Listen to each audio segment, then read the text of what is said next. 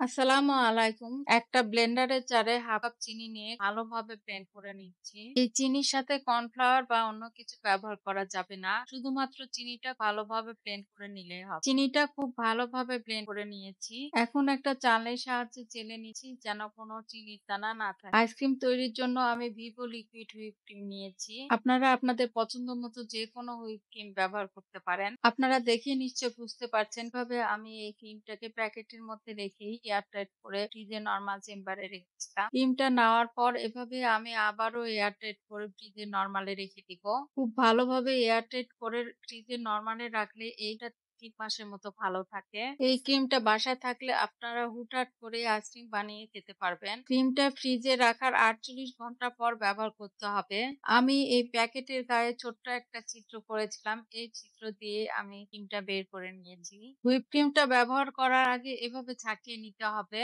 এখন এই প্যাকেট থেকে আমি ১ কাপ হুইপ ক্রিম নিয়ে নিচ্ছি। যে বাটিতে আমি আইসক্রিম বিট করব সেই বাটি এবং জারের কাঁটাটা আমি ফ্রিজে নরমালে রেখেছিলাম। এখন এই বাটিতে হুইপ ক্রিমটা ঢেলে নিচ্ছি। 1/2 কাপ চিনি দিয়ে ব্লেন্ড করে নিয়েছি সেটার পুরোটাই দিয়ে দিচ্ছি। এখন একটা ইলেকট্রিক বিটারের সাহায্যে চিনি আর ক্রিমটাকে ভালোভাবে মিশিয়ে দিচ্ছি। মিশিয়ে নেওয়া হয়ে গেলে লো স্পিডে প্রথমে ১ মিনিট বিট করে নিব। তারপর হাই স্পিডে আরো ৩ মিনিট করব।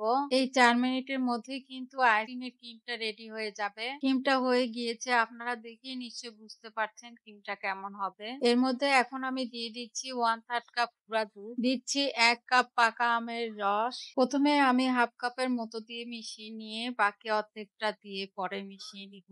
আম চিপে ভালো করে রস বের করে আমি ছেঁকে নিয়েছি এবং বাকি অংশ ফেলে দিতে হবে। সবকিছুকে একসাথে লো স্পিডে আবারও মিশিয়ে নিচ্ছি। এখন বাকি আমের রস দিয়ে একটা স্প্যাচুলার সাহায্যে খুব ভালোভাবে মিশিয়ে নিচ্ছি। খুব ভালোভাবে মিশিয়ে নেওয়া হয়ে গিয়েছে। আমি আজকে ছোট ছোট কাপে আইসক্রিমটা সেট করব।